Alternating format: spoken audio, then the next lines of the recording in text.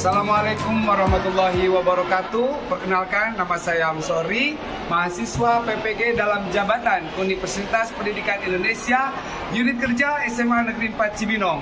Pada hari ini saya akan coba mempraktikkan video pembelajaran di ruang kelas dengan menggunakan metode pembelajaran tanya jawab dan diskusi dengan model PBL. Come on.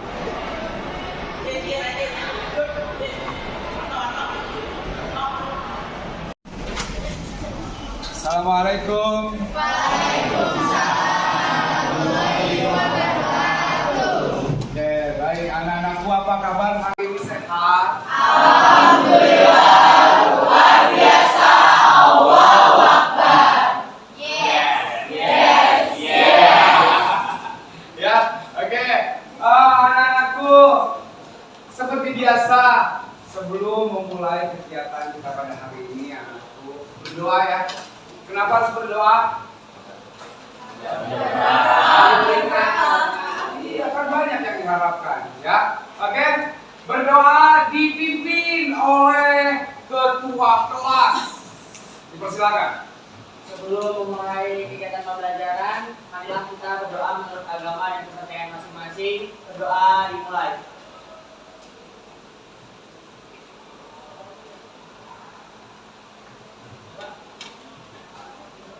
Doa selesai.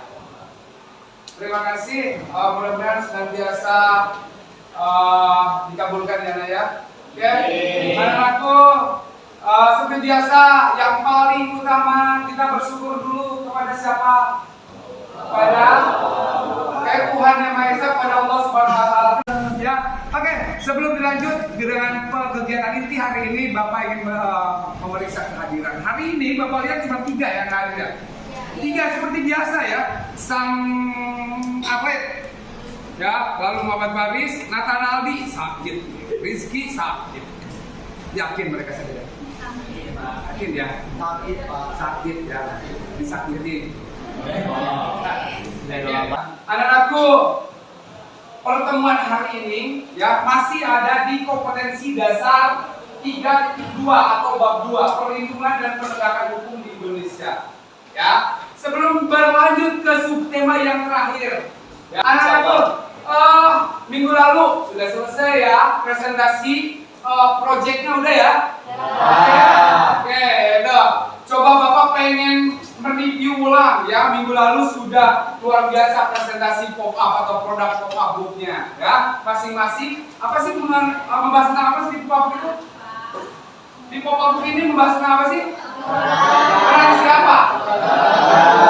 Peran lembaga penegak hukum. Ada berapa sih yang kita bahas kemarin? 5. 1, 2, 3, 4, 5. Baik, sekarang tanggung jawab masing-masing kelompok ya untuk mereview ulang minimal 2 peran dari masing-masing lembaga penegak hukum. Ya, langsung saja.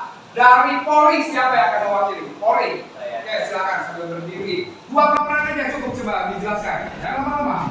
Oke, saya akan menjelaskan sedikit peran tentang Polri, yaitu yang pertama ada memelihara keamanan ketertiban dalam masyarakat. Yang contohnya di kewenangan itu ada di melarang setiap orang meninggalkan atau memasuki tempat kejadian perkara untuk penyidikan. Jadi maksudnya itu pastikan kalau ada kasus atau apapun pasti bakal rame dan polisi memiliki kewenangan untuk menjaga ketertiban di sana. Lalu ada peran berikutnya yaitu menegakkan hukum. Lalu ya menegakkan hukum ini bersangkutan dengan kewenangan mereka juga, yaitu melakukan penangkapan, penahanan, penggeledahan dan penyitaan terhadap suatu kasus atau orang. Oke, terima kasih. Kejaksaan. Kejaksaan mana? Oke, ada, silakan.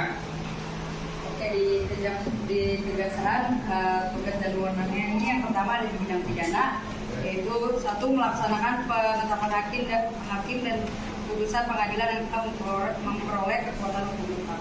Dan yang kedua ada di bidang perdata dan tata usaha negara. Kejaksaan dengan kuasa khusus dapat bertindak baik di dalam maupun di luar pengadilan dan atas nama negara atau pemerintah. Oke, cakep. Terima kasih. Kejaksaan sudah hakim, kehakiman. Ada. Oke, silakan. Pertama, peran hakim berwenang menentukan hukum dan keadilan bagi setiap individu yang berperkara. Oke. Kemudian menerima, memeriksa, mengadili, dan menyelesaikan setiap perkara perdata yang diajukan setiap serta wajib membantu para pencari keadilan.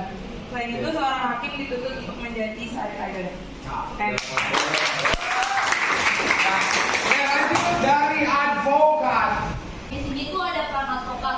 Nah, advokat ini sendiri itu dibentuk dari undang-undang. Ada 4 undang-undang yang membentuk peran advokat. Yang pertama itu UU RI nomor 8 tahun 1981 tentang hukum acara pidana. Yang kedua itu UU RI nomor 16 tahun 2001 tentang bantuan hukum. Yang ketiga itu UU RI nomor 18 tahun 2003 tentang advokat. Dan yang keempat itu UU RI nomor 48 tahun 2009 tentang kekuasaan kehakiman.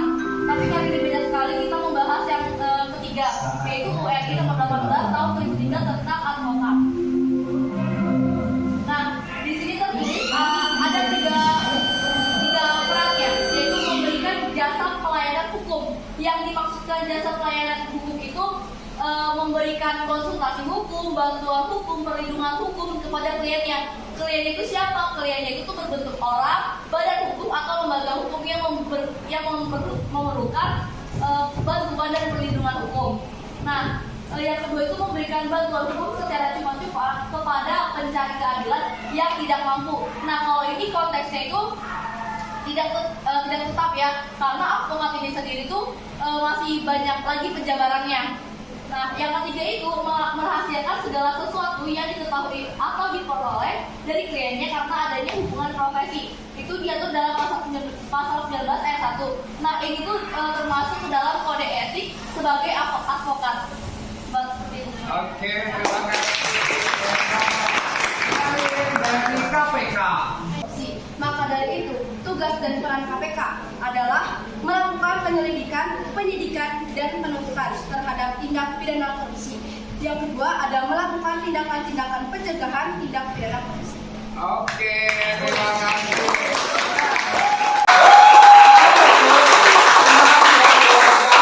Saya masih ingat ya dari tugas-tugas yang sudah kalian presentasikan minggu lalu. Anak-anakku, hari ini kita akan membahas ke subtema yang ketiga, yaitu tentang dinamika pelanggaran hukum. Sudah jelas ada korelasinya.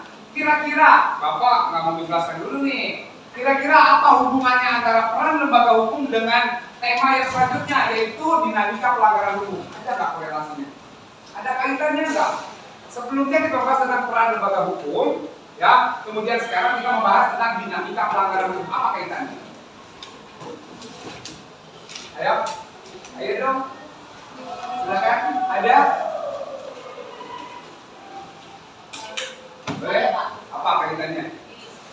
Kan tadi kita udah membahas tentang lembaga penegakan hukumnya. Oke. Nah, itu tuh ada polisi, hakim, jaksa, KPK, ada advokat. Itu kan punya perannya masing-masing di dalam hukum. Nah, kalau misalnya dinamika pelanggaran hukum itu kan pelanggaran itu terjadi terhadap satu ketentuan hukum, pada hakikatnya merupakan pelanggaran terhadap aturan agama, dasar negara, konstitusi negara, dan norma sosial. Nah, terus pelanggaran hukum itu merupakan bentuk ketidakpatuhan terhadap hukum yang dapat disebabkan oleh itu adanya pelanggaran hukum oleh si pelanggar yang sudah dianggap sebagai kebiasaan dan hukum yang berlaku sudah tidak sesuai dengan ketentuan kehidupan. Nah, tadi kan korelasinya gini, di sini dinamika pelanggaran hukum bilang kalau misalnya pelanggaran hukum itu tuh suatu bentuk ketidakpatuhan.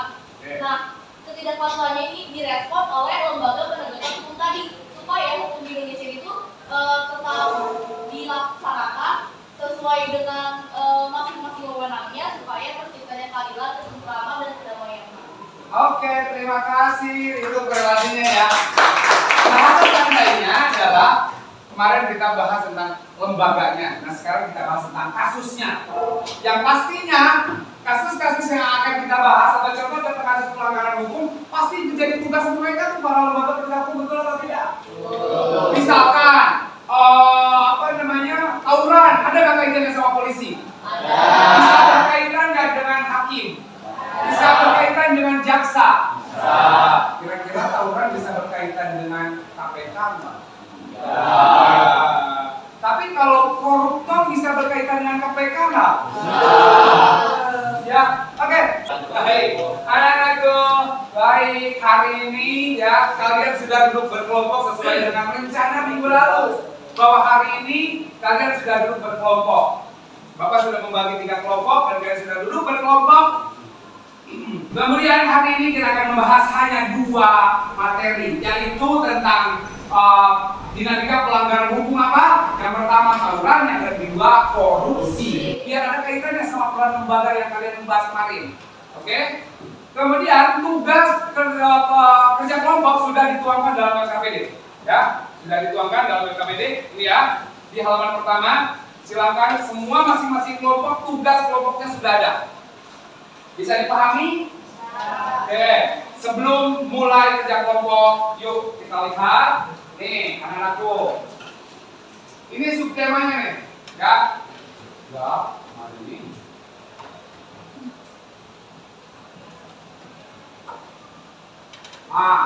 Ini subtema yang akan kita bahas, dinamika pelanggaran hukum. Dinamika itu bisa kita kategorikan sebagai kondisi perjalanan ya sebuah kehidupan, itu namanya dinamika, ya. Nah, di sini kita bahas tentang dinamika pelanggaran hukum. Kira-kira gimana nih pelanggaran hukum itu dinamikanya di Indonesia, pergerakannya, perjalanannya. Oke, ini di subtema yang terakhir. Ini indikator pencapaian yang harus kita capai. Nah, ini tujuan pembelajaran yang akan kita capai pada pertemuan hari ini. Yang pertama, kalian nanti akan mengamati video. Kemudian kalian akan mengumpulkan berbagai macam sumber dengan rasa penuh tanggung jawab, dengan kasus-kasus pelanggaran hukum yang 2 tadi. Kemudian kalian juga mengamati video lagi, ya, bagaimana cara kebijakan, ya, alternatif untuk mengatasi kasus. Kemudian kalian nanti akan praktik, yaitu dengan cara mengumpulkan data. Kemudian kalian bisa presentasi. Baik, selanjutnya kita akan sama-sama melihat, menyaksikan dan menyaksikan tentang dinamika pelanggaran hukum. Tahukah Anda bahwa kita sebagai warga negara Indonesia memiliki hak dan kewajiban yang sama dalam hukum? Hal ini cukup dilengkapi. Setelah lengkap, jaksa dapat melakukan penuntutan di persidangan. Proses hukum ini dijalankan untuk memastikan kasus yang disidangkan benar-benar telah melalui proses hukum yang layak sesuai undang-undang. Kejaksaan sebagai salah satu lembaga penegak hukum juga dituntut untuk berperan dalam menegakkan supremasi hukum dengan memberikan perlindungan kepentingan umum, menegakkan hak asasi manusia, serta memberantas korupsi, dan nepotisme atau KKN. Kejaksaan Republik Indonesia juga harus melaksanakan fungsi, tugas, dan wewenangnya secara merdeka terlepas dari pengaruh kekuasaan apapun. Dalam melaksanakan tugas dan tanggung jawabnya, kejaksaan membutuhkan dukungan kita semua. Dukungan seperti apa? Mengenai hukum untuk menghindarkan hukuman adalah salah satu dukungan yang bisa kita berikan sebagai bentuk pencegahan kejahatan.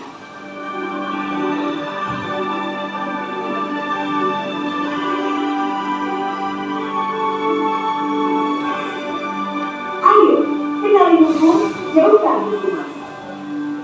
Kenali hukum, jauhkan hukuman. Apa artinya? Apa artinya? Ya, apa aja, silakan, siapa aja. Jauh, apa tadi? Jauhkan hukum. Oke, apa artinya? Nah, coba katakan ayo. Ayo, bebas siapa aja, ayo. Ayo dong. Apa tadi? Coba bisa. Ayo, ini siapa aja, ayo. Buan. Ayo dong, berani angkat tangan dong. Boleh. Kita mengenali hukum dan menjauhi hukuman itu, jadi kita tuh harus memahami apa hukum-hukum tersebut supaya kita itu tidak melakukan pelanggaran hukum yang tidak disengaja. Oke, baik. Cakep. Oke, lanjut ya. Ayo, kita lihat yang ini saja.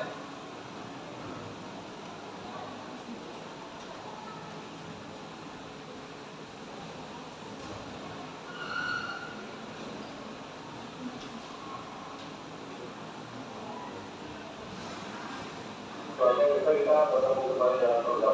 kita lihat, silakan analisis. Kita akan membahas tentang berita tentang tawuran.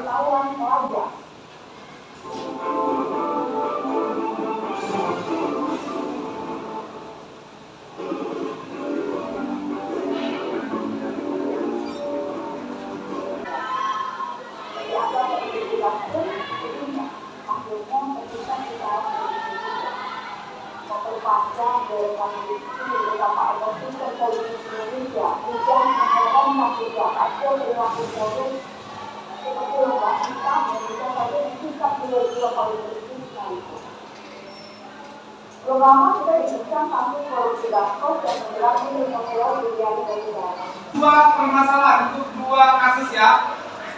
Tugas di dalam KPD sudah tertera masing-masing kelompok, silakan diselesaikan waktu 30 menit. Ada pertanyaan?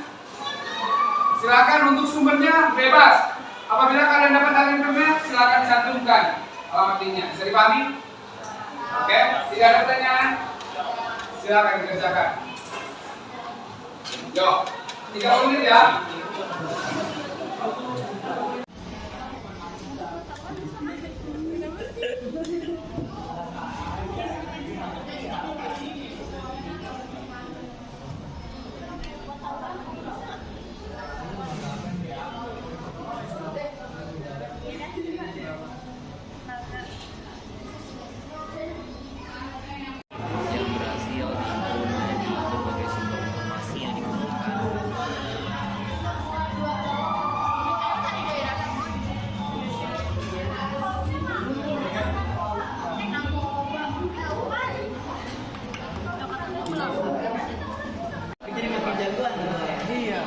Tapi kan ini gue gitu maksudnya. Nah, dari zaman itu dari zaman kita SMP juga kan udah ada kebijakan kayak sekolah wajib ini. Tapi mereka kan tetap kayak gitu juga. Masih ada iya juga ini. Masih ada waktu pulang untuk melakukan bekerja.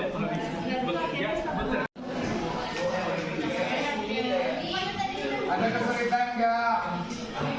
Pertanyaannya cukup jelas ya? Jelas.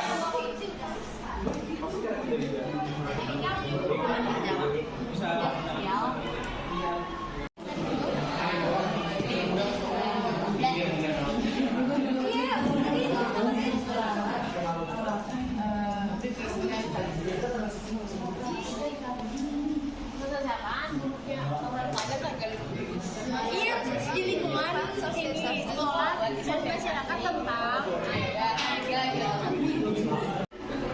Ada 3 lembar tuh dipenuhin. Iya lah, penuhin lah.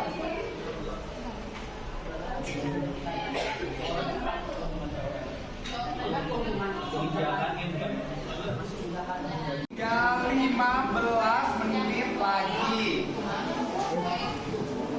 Oke, disepakati nanti siapa perwakilan kelompok yang akan menjelaskan hasil kerja kelompoknya.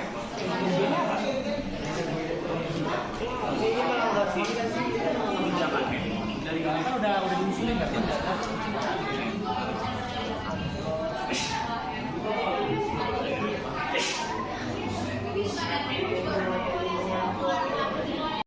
Oke, siapkan, tentukan siapa yang akan mewakili kelompok.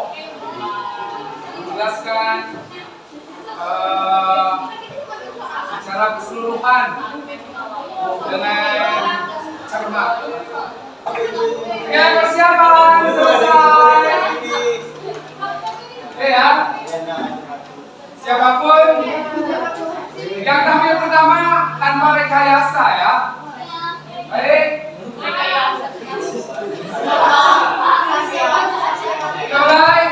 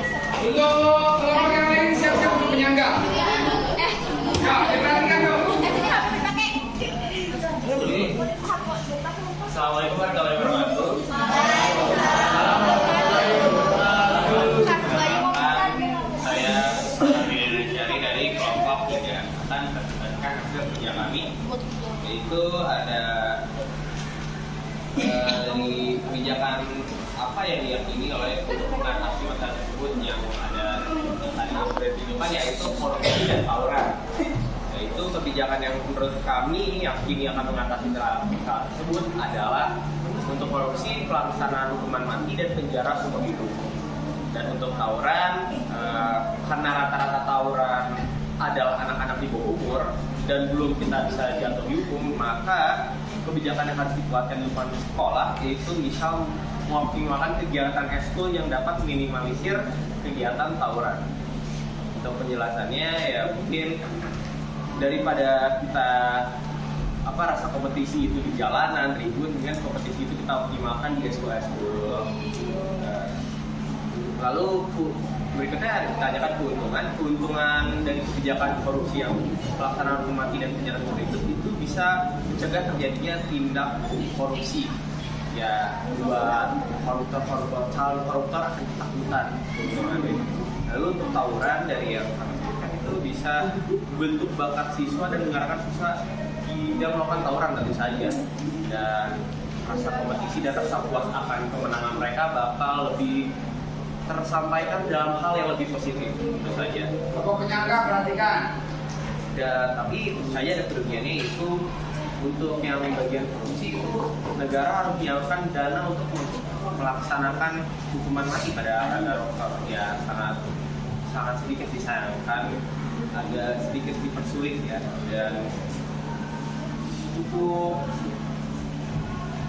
kurang efisien gitu. Tapi itu saja kerugian. Lalu yang buat tawuran, kerugiannya menyita waktu belajar para pelajar dan menyita waktu mereka untuk mengeksplor dunia mereka sendiri. Ya tentu saja ketika mengoptimalkan suatu hal, itu akan bercondong akan fokus pada hal itu. Jadi itu sedikit agak kerugian. Lalu ini tanyakan kebijakan tersebut apakah melanggar hukum dalam perundang-undangan? Yang kebijakan yang kami setuju ini tidak sama sekali melanggar hukum karena sudah ada.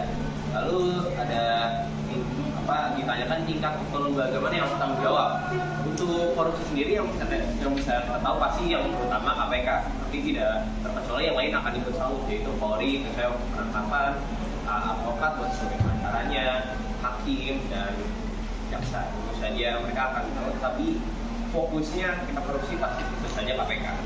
Dan untuk tawuran pasti ya karena sudah mencapai tingkat kriminalitas itu ada Polri, mungkin Satpol PP dan pihak sekolah. Ya, sekian dari saya. Assalamualaikum warahmatullahi wabarakatuh. Ya silakan kelompok 4 tim penyangga. Oke, di sini saya menyampaikan itu kan tadi kalau bilang itu kan salah satu caranya adalah dengan hukuman mati ya. Lagi dan lagi hukuman mati untuk koruptor. Apakah hukuman yang sudah terlalu berat? Maksud saya di sini terlalu berat adalah itu kan melanggar hak asasi manusia. Nah, selain itu alternatifnya apa lagi selain hukuman mati? Selain hukuman mati sama itu yang penjara hidup.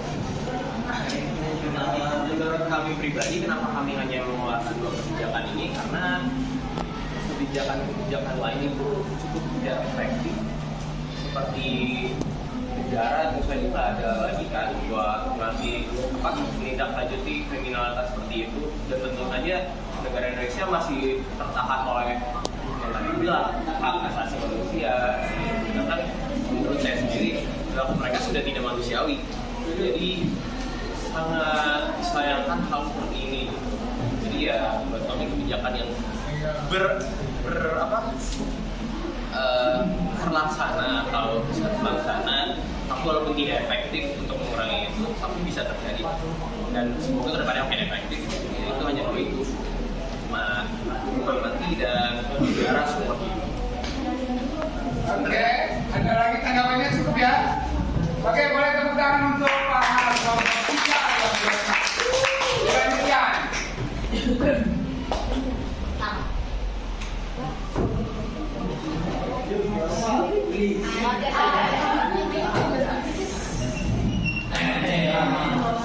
Krisis, kemudian jawabannya apa? Ya. Oke, semua saya mewakili kelompok 2 ingin menjelaskan pemaparan dari hasil analisis kami tentang tindak pidana korupsi yang sangat merajalela di Indonesia saat ini. Nah, kami itu berdiskusi untuk membuat 3 kebijakan alternatif. Nah, yang pertama itu pegawai yang bekerja dalam perusahaan atau instansi menandatangani statement of conflict of interest. Nah, itu tuh disertai dengan sanksi hukumannya. Jadi dari awal dia bekerja atau ditetapkan dinas di situ, dia menandatangani sejumlah lembar yang berisi peraturan hukum. Apabila dilanggar, maka dia akan dijatuhkan sanksi seperti yang tertulis di atas materai. Nah, tapi kalau yang ini masih saja suka dilanggar karena biasanya terdakwa tindak pidana korupsi ini punya backingan atau punya orang yang di belakangnya sosoknya lebih besar yang melindungi dia. Nah, yang kedua itu ancaman hukum selain sanksi sosial juga sesuai ketentuan perundangan seperti legislator mengambil sikap lebih tegas dengan merevisi UU Tindak Pidana Korupsi, yakni memperberat sanksi hukuman terhadap hukuman kerja sosial, juga pengembalian dana yang telah dikorupsi, serta pemberatan layanan serta status sosial terhadap keluarga dan terdakwa. Nah, ini gampangnya itu maksudnya DPR itu merevisi kembali undang-undang tindak pidana korupsi. Ya, walaupun kita tahu kalau direvisi juga belum tentu akan ditegakkan. Nah, di sini tuh terdakwa tipikor ini tuh diberatkan secara fasilitas umum, pelayanan umum. Nah, itu tuh yang diberatkan bukan dia aja, tapi keluarganya, keluarga inti, bukan keluarga besar. Misalnya nih anak dan istrinya gitu kan, misalnya dia tidak lagi mendapatkan akses BPJS kesehatan, atau kalau misalnya dia ngurus sesuatu itu dipersulit, diperberat, terus dia juga harus mengembalikan dana yang setara dengan apa yang sudah dikorupsinya. Nah, ini tuh berlaku juga pada pemberantasan PKI waktu itu. Keluarga yang masih terlibat jaringan PKI itu sempat diberatkan, dan sekarang kita sudah hampir tidak menemukan lagi orang-orang yang terlibat PKI. Namun bibit-bibitnya juga sekarang baru muncul. Nah, yang ketiga itu pemberian sanksi hukuman terhadap tindak pidana korupsi dengan penerapan penjara seumur hidup yang dilangsungkan bersamaan dengan siksaan psikis maupun mental, ataupun menindaklanjuti terdakwa tindak pidana korupsi dengan menyuntikkan vitamin C sebanyak 1000 mg setiap harinya. Nah, ini tuh penjara seumur hidup itu udah basic banget lah ya. Tapi ini tuh disiksa dengan siksaan mental atau psikis. Nah, kalau ini kayak gini kita harus berhubungan sama psikiater dong pastinya. Nah, kalau misalnya mental psikisnya aja udah hancur, udah acak-acakan, pasti pola pikirnya dia juga udah acak-acakan. Dia udah gak ngerti lagi siapa dia udah gak ngerti mau ngapain lagi. Dan mungkin aja kalau misalnya kita menerapkan itu, bibit-bibit korupsi itu gak bakal berlanjut sampai sekarang ini. Nah, terus itu tuh kita nyuntikin vitamin C 1000 mg setiap harinya. Itu kalau misalnya kita dengar sekilas, vitamin C itu bagus dong, tentu. Tapi kalau misalnya kita lebihkan dosisnya itu setiap hari, itu dapat memicu pembengkakan ginjal, kerusakan ginjal, maupun komplikasi lainnya di dalam tubuh, yang dimana dia akan hidup dalam tekanan batin, tekanan mental, tekanan psikis, dan juga kerusakan struktur tubuh dia. Nah, kajian terhadap kebijakan alternatifnya itu, yang pertama itu perjanjiannya ditandatangani bersifat hukum dan mengikat, sehingga apabila dilanggar dapat menjerat siapapun yang melanggar di atas materai. Nah, itu konkret. Nah, yang kedua, hukumannya diterima oleh keluarga terdakwa ditujukan untuk memberikan ancaman penderitaan terhadap orang yang ingin melakukan tindak pidana korupsi, sehingga calon terdakwa dapat berpikir dampak berat yang ditimbulkan apabila terdapat tindak pidana korupsi. Nah, yang ketiga itu pemberian sanksi berupa penyiksaan mental maupun psikis akan menimbulkan dampak yang lebih besar daripada penjara seumur hidup, karena akan merusak struktural pola pikiran terdakwa, serta disuntikannya vitamin C dengan dosis besar setiap harinya akan menimbulkan terjadinya kerusakan pada ginjal maupun komplikasi lainnya yang akan menggerogoti tubuh terdakwa perlahan sampai mati. Nah, di sini kelebihannya yang seperti sudah saya jelaskan, dan kekurangannya yang pertama, kita harus menyiapkan dana anggaran lagi. Yang pertama untuk apa? Untuk membuat lagi perevisian undang-undang di DPR, karena kita tahu gak ada satu acara pun di DPR yang tidak memerlukan anggaran yang cukup besar. Nah, yang kedua itu anggarannya untuk pemberian suntik vitamin C setiap hari, karena itu membutuhkan anggaran yang lumayan juga. Begitu. Cukup? Oke. Silakan untuk kelompok yang nggak ada. Nah, silakan. Ya, sini. 1, 2, 2, 1, 3, 4, 4, 3. Oke, silakan. Sudah? Nah, silakan. Berdiri. Pakai ini Pak, izin yang mulia gitu. Siapa ini ya? Capruk. Saya dari perwakilan kelompok 1 yang menanyakan, boleh nggak dalam pemilu mantan koruptor, kalau boleh kenapa, dan tidak kalau nggak boleh kenapa? Jadi kalau boleh saya simpulkan pertanyaannya begini mungkin. Boleh nggak apabila ada mantan koruptor daftar kembali mencalonkan dalam pesta demokrasi, mungkin begitu, entah itu jadi anggota dewan, entah itu jadi gubernur lagi, atau mungkin presiden, tapi dia tuh terindikasi koruptor misalkan, bagaimana? Nah, oke, sehubungan karena dalam waktu yang cukup dekat nanti, tanggal 14 November 2024 dan 27 November 2024 akan dilaksanakannya pesta demokrasi di Indonesia ini, saya akan menjawab pertanyaan dari Alfa. Nah, diperbolehkannya atau tidak itu sebenarnya diperbolehkan.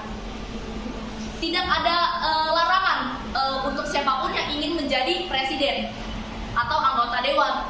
Tetapi jika seseorang yang ingin mencalonkan menjadi presiden atau menjadi dewan itu sudah ada track record yang buruk dan jelek gitu. Apa stigma masyarakat terhadap orang tersebut gitu loh? Apakah masyarakat akan tetap percaya dengan dewan tersebut, dengan orang tersebut yang ingin mencalonkan sebagai presiden atau dewan? Itu balik lagi ke respon masyarakat bagaimana. Tetapi setahu saya sekitar tahun 2022 awal itu ingin ada seseorang yang ingin mencetuskan apabila mantan terdakwa tindak pidana korupsi itu tidak boleh mencalonkan sebagai presiden dan anggota dewan. Tetapi hal ini banyak disanggah oleh berbagai jenis partai politik. Tentunya mereka itu gak bakal memberikan celah undang-undang atau peraturan itu masuk dong. Karena kalau misalnya undang-undang situ udah disetujui, pastinya mereka akan kesulitan untuk menjadi tikus di dalam rumah kita bersama lagi. Tak. Kok Jokowi? Apakah sudah jelas apa? Ada lagi? Cukup? Cukup ya? Oke. Terima kasih, boleh tepuk tangan untuk lanjut. Silakan Karo dulu.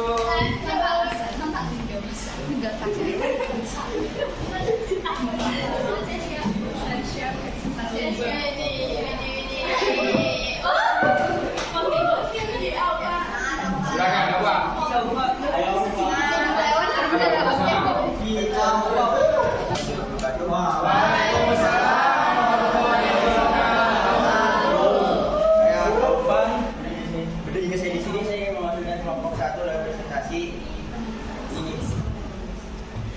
Di Indonesia, tawuran penyimpangan ini biasanya diakibatkan oleh masalah-masalah sepele atau biasa saja yang disebabkan oleh hal-hal serius yang menjurus pada tindakan kekerasan, dan belakangan ini tawuran semakin marak di kalangan pelajar. Di Indonesia, tawuran tidak hanya terjadi hanya di satu wilayah saja, tapi semakin maraknya tawuran yang terjadi di hampir semua wilayah. Contohnya, pada tanggal 1 September 2018 terjadi tawuran di Permata Hijau pada hari Sabtu dini hari yang melibatkan murid SMA Muhammadiyah 15 Hizbi dengan SMA Negeri 30 Jakarta yang menewaskan siswa berumur 16 tahun akibat senjata tajam.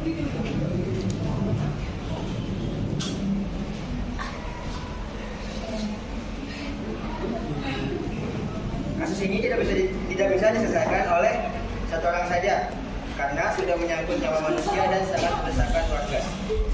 Tawuran merupakan suatu tindak pidana karena pada umumnya tawuran melanggar pasal 170, 351, 355, 358 KUHP yang merupakan bentuk kejahatan dan pasal 489 KUHP yang merupakan pelanggaran. Kasus ini tidak bisa satu orang yang bertanggung jawab karena kasus ini sudah menyangkut pidana hukum. Kebijakan-kebijakan yang bisa dilakukan untuk penanggulangan tawuran antar pelajar yaitu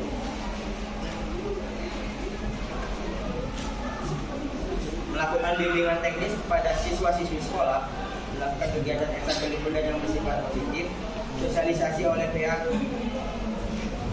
polisian terkait tawuran, dan komunikasi intensif oleh keluarga.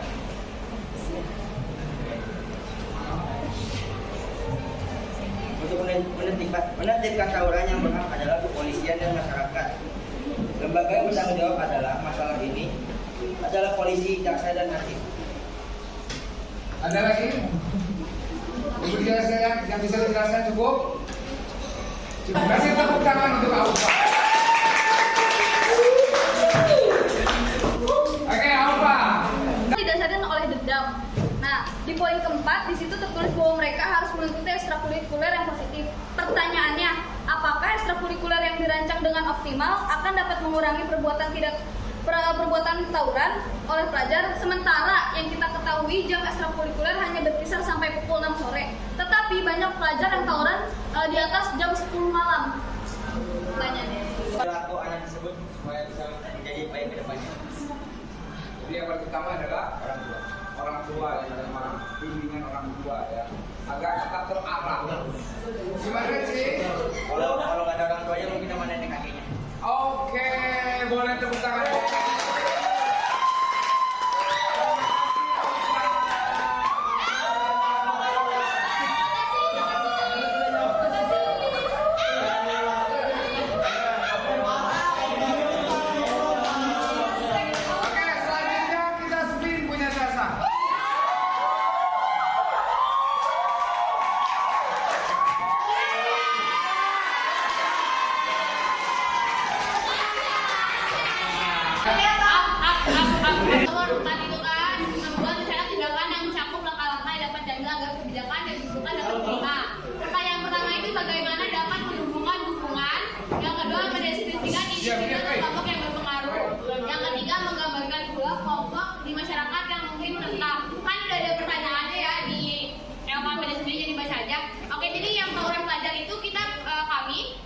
Memiliki tindakan dan kebijakan yaitu memberikan penyuluhan, sosialisasi di lingkungan sekolah dan masyarakat tentang dampak buruk serta hukuman dari tawuran antar pelajar. Nah, untuk yang pertanyaan pertama kita menjawab dengan mengajak kontribusi pihak sekolah, baik guru maupun staf sekolah, serta ketua RT dan ketua RW serta karakter lingkungan masyarakat setempat untuk mendukung rancangan yang telah kami buat. Sebab dengan adanya sosialisasi tersebut akan mengurangi aktivitas tawuran antar pelajar sehingga akan tercipta lingkungan yang aman, nyaman dan tentram di lingkungan sekolah maupun masyarakat setempat. Oke, ke pertanyaan nomor 2. Individu atau kelompok apa sih yang bakal mendukung kegiatan ini? Tentu saja Polri. Polri sebagai lembaga negara yang berperan dalam memelihara keamanan, ketertiban masyarakat, menegakkan hukum serta memberikan pelindungan, pengayoman dan pelayanan terhadap masyarakat tentunya akan mendukung kebijakan kami ini. Jika mendapat dukungan tersebut, kemungkinan terbesar sosialisasi tersebut dapat menurunkan angka tawuran pelajar di lingkungan tersebut. Yang pertanyaan ketiga, kelompok di masyarakat apa sih yang akan menentang kebijakan tersebut? Tentunya adalah pelakunya itu sendiri atau pelajar-pelajar yang agak menyimpang dan yang lainnya. Jadi cara kita meyakinkan mereka itu dengan memaksa mereka untuk memaksa mereka untuk mengikuti sosialisasi ini, dan jika mereka lakukannya, kita bisa memberikan ancaman terhadap mereka untuk memberatkan hukuman terhadap mereka yang melakukan tawuran kembali. Oke, lanjut ke kasus korupsi. Nah, kami memiliki kebijakan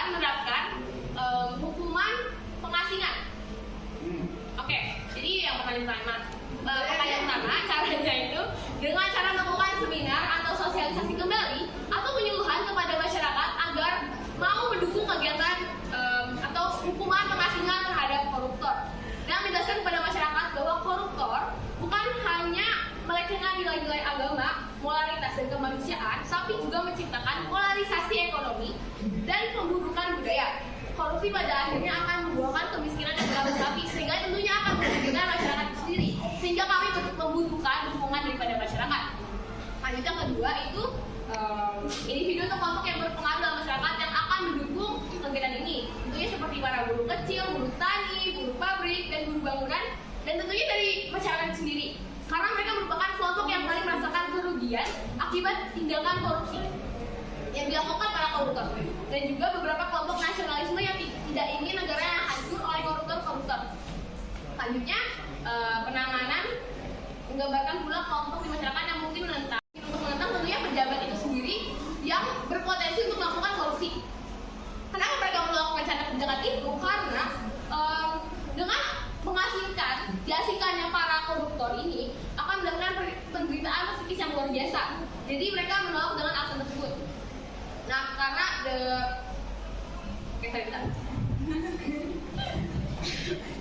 Oke, nah gimana cara lain itu kita bisa melakukan penyuluhan kalkulasi kerugian negara yang tidak setimpal dengan hukuman yang setimpal dengan hukuman pengasingan. Jadi mereka diasingkan dan mereka juga harus mengabdi kepada masyarakat di tempat mereka diasingkan itu, sehingga nantinya mereka akan merasakan bagaimana sih dampak dari korupsi yang dia lakukan. Karena kan tadi seperti yang dijelaskan itu, kalau misalkan yang paling berdampak itu masyarakat itu sendiri, di mana mereka akan menderita dan terjadi polarisasi ekonomi dan lain-lainnya, sehingga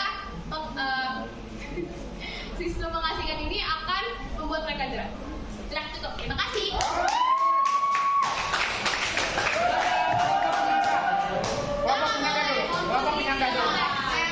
Tadi kan mengenai sosialisasi ya, yang bisa mencegah tawuran. Nah, selama ini tuh kita sudah melakukan sosialisasi tersebut dan faktanya masih banyak tawuran terjadi. Dan untuk tadi hukuman tentang tawuran, para pelaku tawuran rata-rata kan pelajar dan masih kemungkinan di bawah umur rata-ratanya. Nah, itu gimana memberi hukuman kepada para pelajar yang masih di bawah umur? Sekian dulu. Berarti disesuaikan saja dengan tindak pelanggaran hukum yang mereka lakukan. Nanti boleh kan ya kami lakukan? Tadi yang di berita itu juga bisa salah satu contoh. Dan yang ada di berita yang mereka berdiri. Kami udah jahit. Ke arah sini tuh. Ya, sana.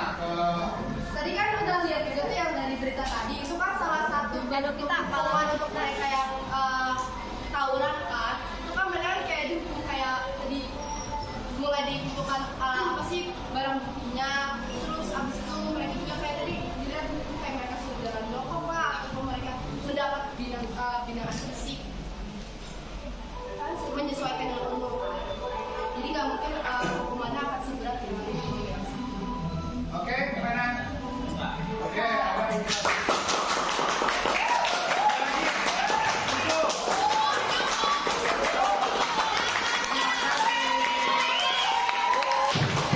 anak-anakku, selanjutnya lihat di AKBD luar biasa loh ya penampilannya. Wah, makin sore makin panas ternyata ya. Pertanyaannya, tahan dulu pertanyaannya, tahan dulu. Kegiatan selanjutnya silakan coba perhatikan LKPD. Di situ ada uji kompetensi dari kompetensi dasar 3.2. Ada sudah diisi ya? Belum? Diisi dong. Oke.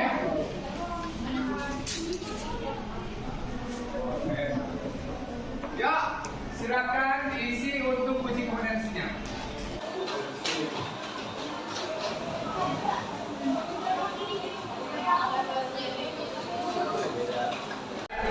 Dua, oke, boleh dikumpulkan silakan. Masing-masing kelompok boleh KPP-nya dikumpulkan semuanya. Silakan.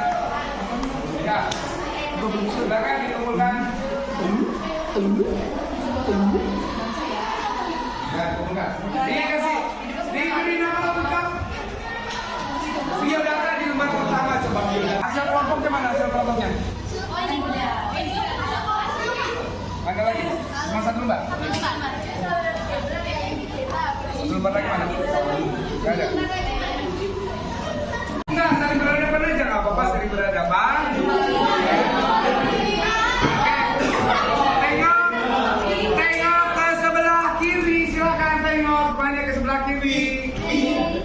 sebelah kiri. Oke, kemudian ya. Silakan taruh di pundak bebannya. Ya.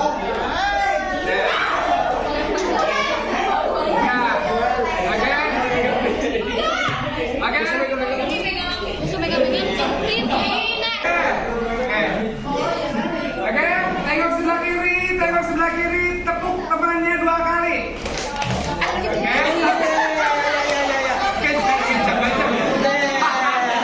Jangan nyiksa kali. Tepuk aja yang mesra, ya.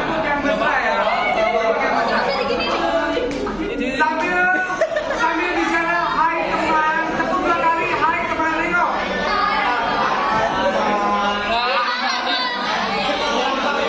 Sekali lagi, 1, 2, 3. Saya akan patuh pada aturan. Oke, tepuk tangan untuk kalian.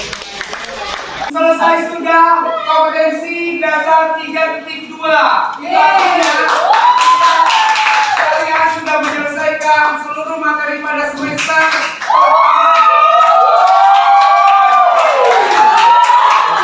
Karena minggu depan kalian akan menghadapi penilaian akhir semester 12A. Baik, anak-anak, Bapak ingin coba 1 orang saja untuk menyimpulkan dari materi kompetensi dasar 3.2 tentang